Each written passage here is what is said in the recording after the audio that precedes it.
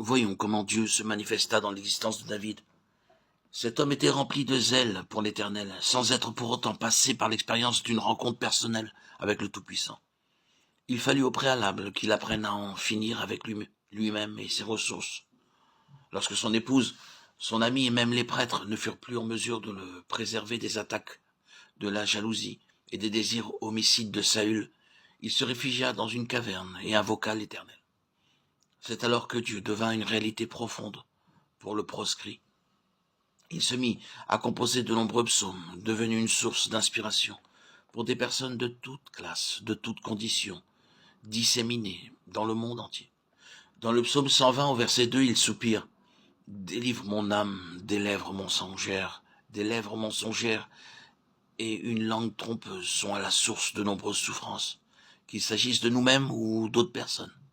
Lorsque nous avons menti, nous perdons notre paix et causons du préjudice à autrui. Lorsque d'autres profèrent des mensonges à notre sujet, il en résulte de la souffrance pour nous.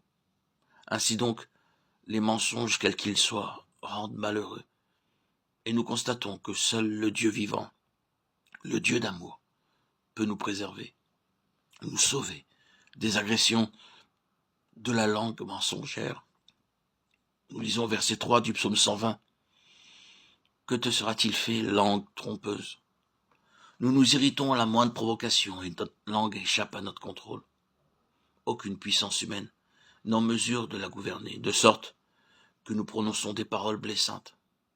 Il nous arrive même parfois de parler ainsi à des amis qui nous aiment. Nous perdons alors non seulement notre paix à cause des paroles que nous avons prononcées, mais nous causons également du chagrin à ceux qui nous entourent. Bien que nous n'ayons pas agi de propos délibérés, toujours est-il que ces défaillances sont fréquentes. Seule la puissance de Dieu peut nous aider à dominer nos langues. Considérons les versets 1 à 15 du chapitre 3 de Jacques et plus particulièrement les versets 4 à 6.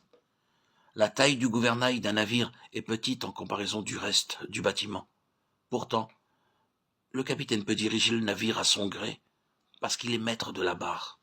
Nous avons besoin de placer notre langue sous l'autorité de la puissance de Dieu. Et c'est alors que nous deviendrons capables d'apporter du réconfort à ceux qui sont dans le besoin. Nous pourrons dire avec une humilité réelle que nous sommes désolés d'avoir causé du tort.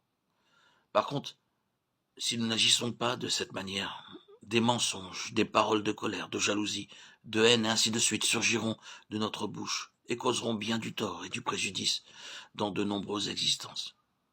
Il devient après coup très difficile de le confesser et d'exprimer du regret. Il arrive fréquemment que nous soyons amenés à passer des nuits entièrement pour apaiser des conflits, même après que les deux parties sont entièrement convaincues qu'elles avaient tort,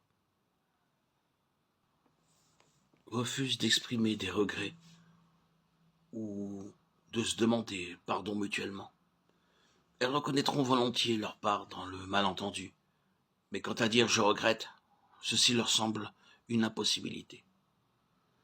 C'est pourquoi le psalmiste reconnaît dans le psaume 121 qu'il invoqua Dieu dans sa détresse.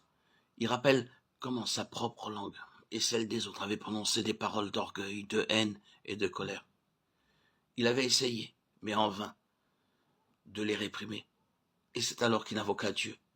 Nous avons fait la même expérience et dans notre condition misérable, nous avons crié vers l'Éternel qui nous a délivrés. Ceci est le premier degré de notre marche vers notre grand salut.